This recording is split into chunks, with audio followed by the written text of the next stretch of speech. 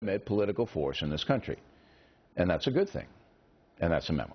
Now for the top story tonight, another view of this. Joining us from Capitol Hill in Washington, Congressman Keith Ellison, the co-chair of the Congressional Progressive Caucus. So where am I going wrong here, Congressman? Well, I don't think this movement is dead. I also think that it's important not to blame everyone for the bad actions of a few. The fact is that this movement has raised important points, and I believe the movement has been successful in that it has changed the national dialogue. Bill, you remember this summer, everything was all about the super committee and the debt ceiling. Now we're talking about accountability on Wall Street for the first time, and I think that that is a good thing. No matter what happens, no matter what the future holds, they have changed the national dialogue, and this is something that both Tea Partiers and progressives and people all over America probably can agree on, that the mistreatment, misbehavior on Wall Street needs to be focused on, and there needs to be some accountability. All right, but you said that Congress should step up and support the Occupy Wall Street movement. Do you still believe that in light of all the crime, all the depravity that we've seen, all of the chaos? You still believe that Congress of the United States should declare support for the occupiers? You know, Bill, I have to disagree. I don't think that I ever declared that Congress should support it. Well, in a YouTube video released on November 5th. All right? I know. Congress should step up and support the Occupy Wall Street movement. Come on. I think your researchers didn't do you a good turn. What I said is we need to step up and do our job, create some jobs, get some lending to small business. What I said is Congress should not try to control the Occupy movement. I've heard people say... All right, but let me just ask you that. Look, I don't want to parse it. Do you believe Congress should support the occupiers right now?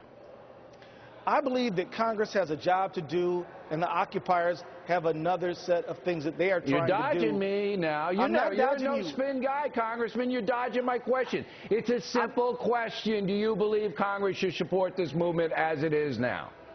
I don't think we should pass a resolution if that's what you mean, but I think that they're raising important points. All right. That raising an important point is fine. I have no beef with that. Okay. You know, you had, I'm sure you saw the Fannie Mae, Freddie Mac guys in front of the Congressional Committee today. Why aren't the occupiers in front of their house? I mean, these are guys taking out $100 million of taxpayer money in 2 years for Fannie and Freddie, which owe $141 billion to the government. Where are the occupiers on that? Well, first of all, I supported that. I am on the Financial Services Committee, and I want to tell you that compensation for executives at failing businesses needs to be looked at, particularly when so you and I agree. Where are the occupiers on that? You got to ask them, Bill. No, I don't have to ask them. You're one of their supporters. I'm asking you where they are. I'm one of the people who support the goals and the principles that they have articulated. Isn't that hypocritical to ignore that? No, I'm one of the people who support the right to raise your voice and redress grievances with your government. And I also respect our nation's legacy of even civil disobedience, as Martin Luther King But wait a minute, did. Congressman. Look, how can you have a credible... You say that these occupiers raised a legitimate question about Wall Street corruption. I don't disagree with that. I don't. Okay, I want to have the debate. But then I ask you a follow-up question about where these pinheads are when it comes to Freddie and Fannie paying out $100 million over 2 years when they owe $141 billion to the folks, and you don't condemn that. How can they have any credibility? How? I think they probably strongly disapprove. Well, where are they? Where's the sign? I can't tell you that. I can't tell you that, but I can tell you this. This is an awful issue, particularly when you got 1 in 5 Americans with their houses underwater. You got 9% unemployment. You got a lot of economic problems. And I think that this compensation package was problematic, which is why I supported the measure. It's absurd. And the solution to this is easy. If you turn it around and begin to pay back the money owed the government, you can get bonuses. We'll give bonuses on performance. We're not giving bonuses at $100 million to a place that may go bankrupt still.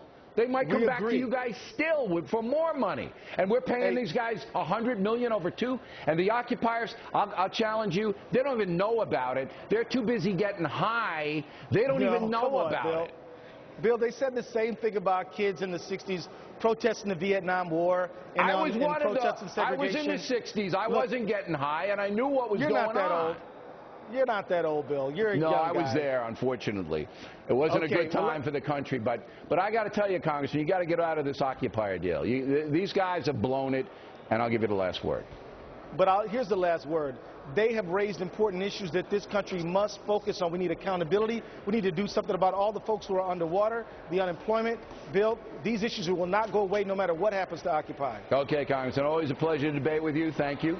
Next on